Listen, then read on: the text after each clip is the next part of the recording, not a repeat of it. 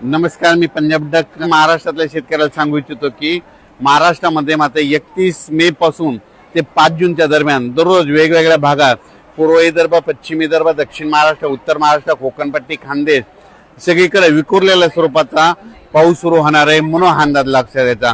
काही काही ठिकाणी जोराचा पाऊस पडणार आहे, त्या पावसामध्ये गारपिटीचं देखील प्रमाण असणार आहे म्हणून हे देखील अंदाज लक्षात येतात।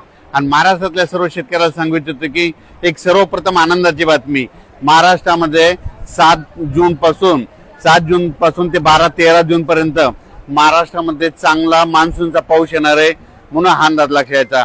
पण पहिली वेळ अशी आहे की या मान्सूनच्या पावसामध्ये वाऱ्याचं प्रमाण जास्त आहे, या मान्सूनच्या पावसामध्ये गारपीट होत नसते, पण या मान्सूनच्या पावसामध्ये मोसमी पावसामध्ये गारपीट देखील होणार आहे म्हणून हे देखील अंदाज महाराष्ट्रातल्या शेतकऱ्यांनी लक्षात यायचा। म्हणजे सांगायचं झालं तर 7 तारखेपासून तर 13-14 जून पर्यंत महाराष्ट्रामध्ये दररोज वेगवेगळ्या भागात मान्सून सक्रिय होणार आहे आणि महाराष्ट्रातल्या सर्व शेतकऱ्यांची पेरणी होणार आहे म्हणून हा अंदाज देखील लक्षात यायचा। पण या मोसमी पावसामध्ये सगळ्यात महत्त्वाचं एक आहे की या मोसमी पावसामध्ये की या गारपीट कधी नसते, पण या मोसमी पावसामध्ये गारपीट पाहायला भेटणार आहे म्हणून हा अंदाज देखील सर्व शेतकऱ्यांनी लक्षात येतात।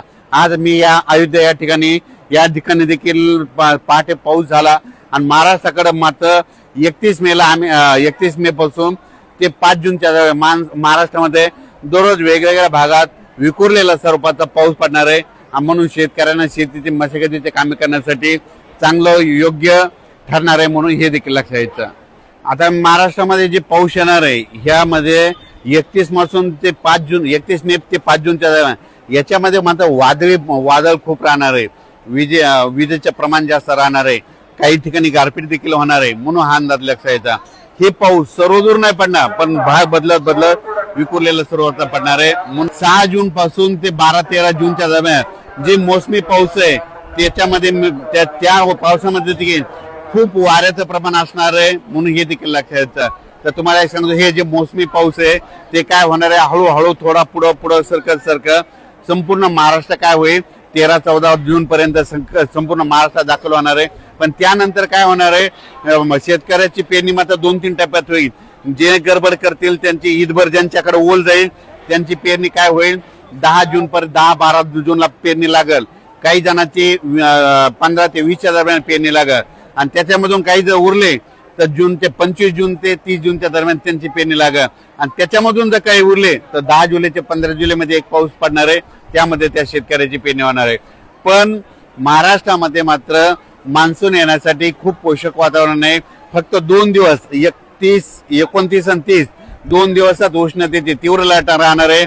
31 मे पासून राज्यातलं वातावरणात बदल होईल। 1 जून पासून काय होणार आहे, उन्हाचा पारा जवळपास 2.5 अंशापासून तर 33-34 अंशापर्यंत वेगवेगळ्या भागात जाणार आहे म्हणून हा अंदाज देखील महाराष्ट्रातल्या शेतकऱ्यांना लक्षात यायचा।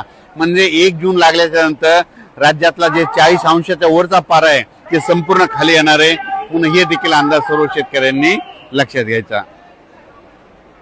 आपल्या महाराष्ट्राच्या बाजूला तेलंगणा, कर्नाटक आणि आंध्र प्रदेश ह्या राज्यातले सर्व शेतकऱ्याला सांगू इच्छितो की तुमच्याकडे महाराष्ट्राच्या अगोदर तुमच्याकडे मान्सूनचा पाऊस दाखल होणार आहे म्हणून हे देखील लक्षात यायचं। त्याच्यानंतर मध्य प्रदेशच्या शेतकऱ्याला सांगू इच्छितो की आता 29-30 आणि 31च्या दरम्यान मध्य प्रदेश, उत्तर प्रदेश म्हणजे उत्तर प्रदेशमध्ये अयोध्या आहे या ठिकाणी देखील काय होणार आहे, आणखी 2-3 दिवस पूर्व मोसमी जोरदार पाऊस बरसणार आहे म्हणून हे उत्तर प्रदेश शेतकऱ्यांनी देखील अंदाज लक्षात यायचा।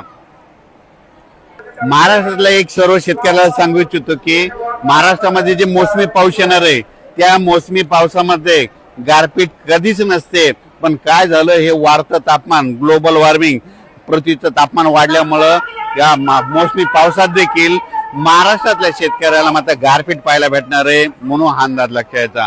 अचानक वातावरण बदल झाला तर उद्या एक लगेच विषय दिला जाईल। धन्यवाद।